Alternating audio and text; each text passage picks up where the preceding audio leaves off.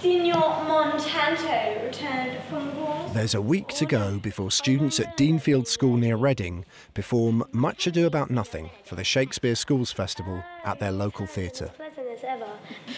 Please, sir, do not mistake my niece. There is a kind of merry war between Signor Benedict and her.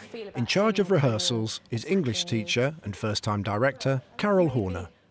This programme looks at how the hopes of higher Shakespeare grades are resting on a greater use of drama strategies. Helping Carol take the play from page to stage is head of drama, Pip Shaw. I'm going to guess that these are curtains, and they're open. Work with me. Watching Pip work has given Carol an unexpected insight into her own teaching methods. I'm very aware now of not telling students what to think about a character and of finding it themselves. And that's what Pip's taught me. I have in the past said, oh, he says this because he feels this way, and now I let them just find it out themselves. So we act out the scene, and they tell me how they feel and how they think they should say the line. So they get much more of an empathy with the character. Checking up on progress is English consultant Frances Gregory. She's working with teachers to help students sitting their Key Stage 3 Shakespeare paper up their game.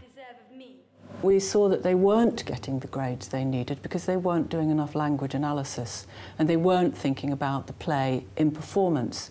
They were very much thinking about the play as a story and as a text they'd read in class, and they knew about the characters and they knew about the plot, but they weren't so good at analysing the language.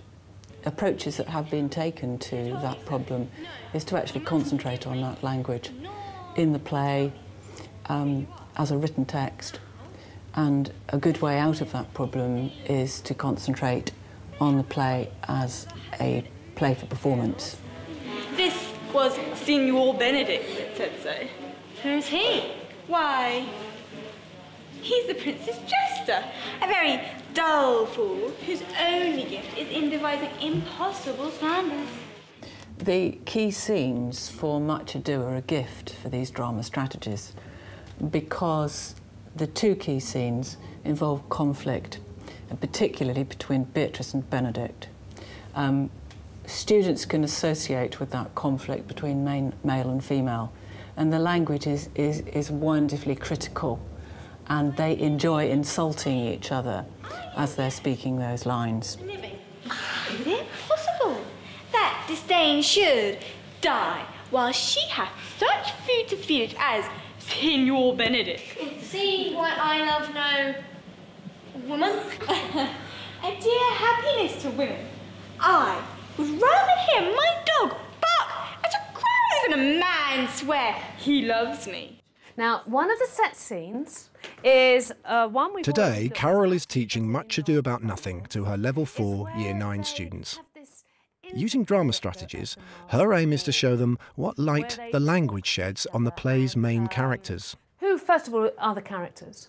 Hands up, yeah. Beatrice and Benedict. Beatrice and Benedict, as Aidan says. Beatrice and Benedict. Now, I want you to have a look at all those 4 freeze frames, and I want you to think, what sort of conversation are they having?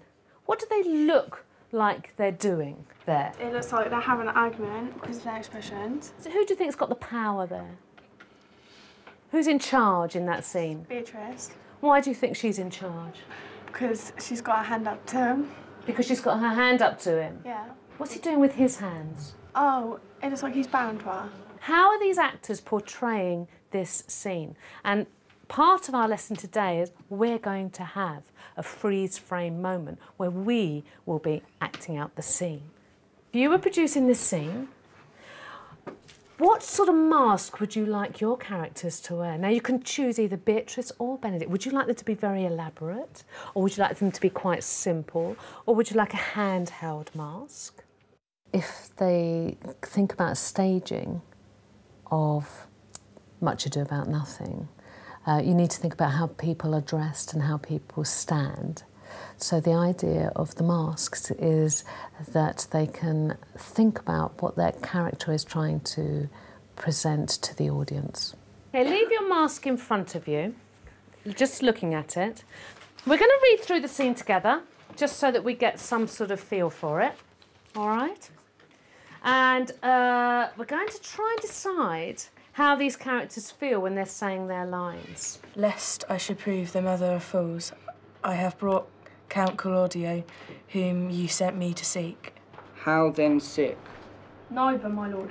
What I want you to do is highlight just one phrase out of that scene, and I'd like you to write it under your picture. How do you think your character would say those lines? Would they say them gently or angrily? Or would they say them wistfully or sarcastically? So have a practice between the two of you how that character would say that line. Come, lady, come. You have lost the heart of Senor Benedict. Good on the sand, little fish. Sick or sad or merry. When students read Shakespeare, the first thing they say to you is that the language is really difficult and I don't understand what they mean, and the poetry is so difficult, and what are all these images for? What are they trying to say? Whereas if you give them a line to say over again in different voices, in different ways, they suddenly find that there is a way of saying the line that means something to them and that they can interpret into an action. So to give them ownership of the line helps them enormously. The idea now is to have a freeze frame moment. Your character is saying the lines to who? So one of you is going to be the character delivering the lines, and one of you is going to be the character receiving the lines. How would you feel? Speak now, 'tis your cue. 3, 2, 1, freeze in that moment. Everybody, just what sort of expression could Claudio have? Look, Claudio needs to look towards the audience, I think, so that we can see his face. Speak now, 'tis your cue.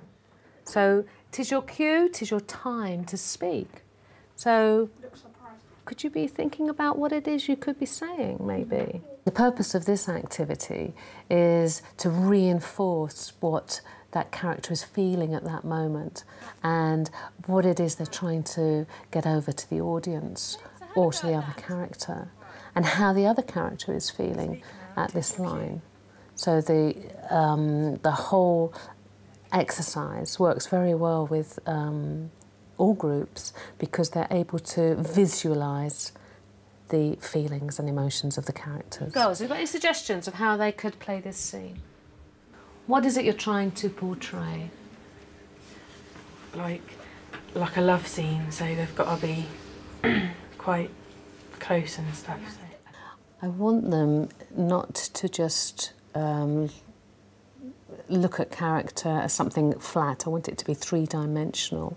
So what happens a lot with Year 9 students is that they look at a line in Shakespeare and they don't use it to interact with other characters. They don't think about what that character is trying to portray to another character or how other characters are going to react to what's been said. So that's my aim, is to gel the thing together so that not only are they saying the line for themselves as actors, but what it is they're trying to portray to another actor and how that other actor will react to the line. Indeed, my lord, I lent it to him a while, and I give him use for it, a double heart for his single one. Our task today is to try and understand how Beatrice is feeling about Benedict. How do we know what she feels about him? What is she saying about her heart? What did she do with it? She gave it to him. She gave it to? Benedict. And in what way? Did he give his love back, do you think, what she says? He only gave back half the love. He only gave back half the love. How do we know that? Because she says, I gave him a double one. So she gave a double for his single. The purpose of this particular exercise is to help them construct a paragraph that flows, that they've used quotation in, that they've used some idea of the how and the why a character says something. It's not so strictly structured as a PEE paragraph that we used to use quite regularly, but it still helps their writing if they can construct something that shows why the character says what they do. It just feels angry. It shows this in the text by saying he won me with false dice. It also shows he's a fake and does not care about her or other people. I think you showed really good understanding of the character and what she's feeling at this precise moment. So going back to how we started the lesson, have we got any more understanding of what these characters are feeling in these stills? Yeah, I understand how she feels because of the way she's standing and like she looks sarcastic and he's like telling her to be quiet. A bird of my tongue is better than a beast of yours. I would my horse had the speed of your tongue. But are these drama strategies enough on their own? It's not only going to be about drama strategies, because following the drama strategies, we still have to teach children how to craft a good response in the test. We've still got to teach them good writing skills.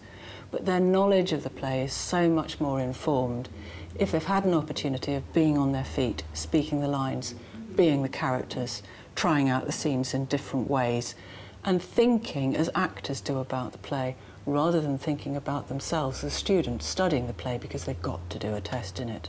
Certainly, this new emphasis on drama strategies looks like it's already reaping results. Because I knew the West Berkshire were focusing on Shakespeare this year for Year 9s, I thought I would implement similar strategies with Year 10 with their coursework, which was Taming of the Shrew. So Year 10s produced the play, they produced set scenes, they had freeze frames, and they had stage direction. They did all of this themselves, and the writing was truly amazing that came from this. And they said that they wrote so well because they felt confident that they understood what they were saying. And I'm hoping that the Year 9 will feel just as confident when they come to write about Shakespeare. The Theatre Royal at Newbury, and it's the night of the performance. Emotions are running high. Oh, no, thank you. I'm trying not to look at you. Go on and do it. Will your grace command me any service to the world's end? Will you not tell me? Who told you so? No, you must forgive me. I shall tell him what you say. Do. 5 months of hard slog looks like finally paying off. Absolutely brilliant. They loved it, didn't they? And I felt they knew what they were saying, which is great, yeah. Really lively. I nearly cried at the end, actually. I was so excited by their enthusiasm. It was like having a baby. You forget the agonies and go in for it next year. So, but no, it was wonderful, wonderful.